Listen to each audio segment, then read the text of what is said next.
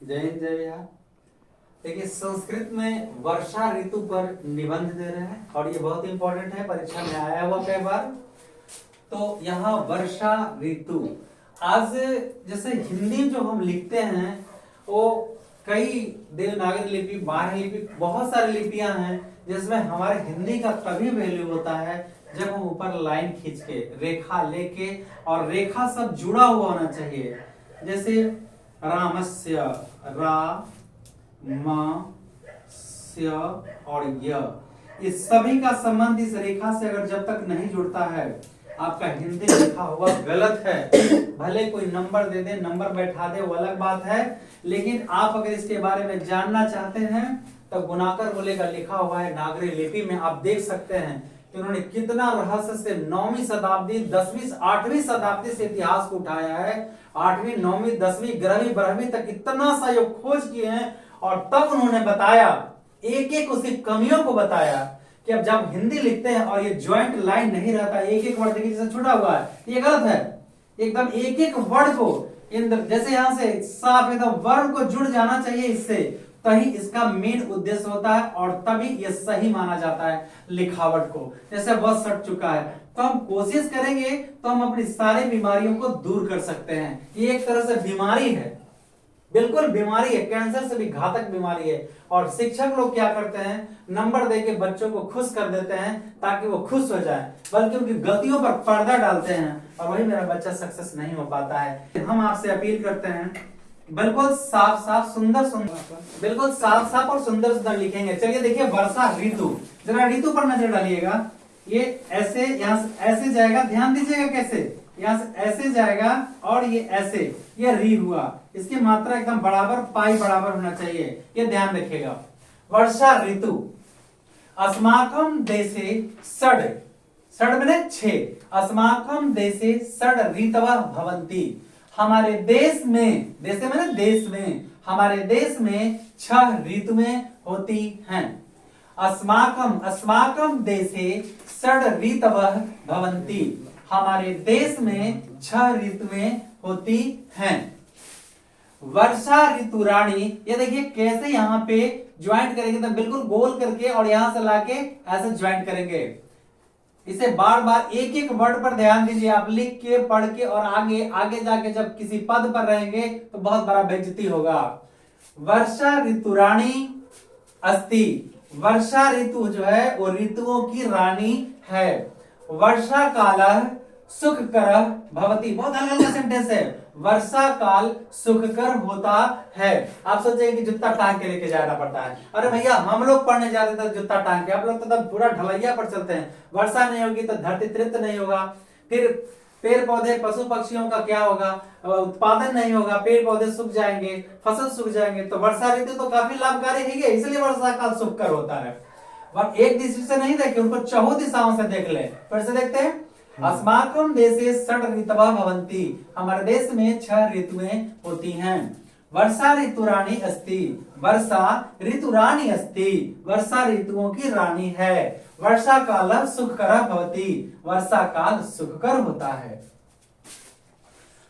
अस्मिन् काले विशेषतया कृषकाः प्रसन्ना भवन्ति,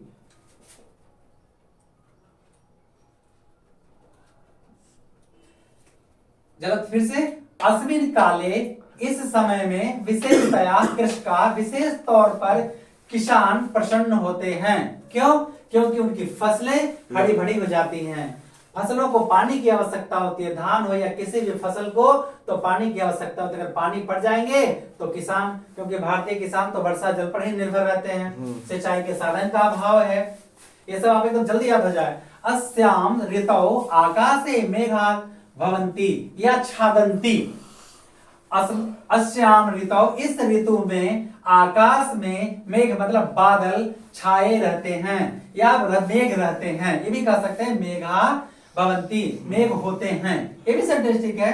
अस्याम ऋतौ आकाशे मेघा भवन्ति, इस ऋतु में आकाश में मेघ होते हैं। या ऐसे अस्याम ऋतौ आकाशे मेघा छादन्ति, आकाश में बादल छाए रहते हैं। सरः सर्वतः, सरोवर में या सभी जगह, जल पूर्णम भवन्ति, जो नदी नाला होता है उसको क्या होता है, भर जाता है। तो सरा असर्वता भी कर दिए। सरा मतलब सरोवर में या सर्वथा सभी जगह जल पूर्णाम भवंती, जल पूरा हो जाता है, तृप्त हो जाता है, नदी नाले खेत वगैरह में पानी हो जाते हैं। धरती हरितिमा भवती, इस ऋतु में धरती हरी भरी हो जाती है।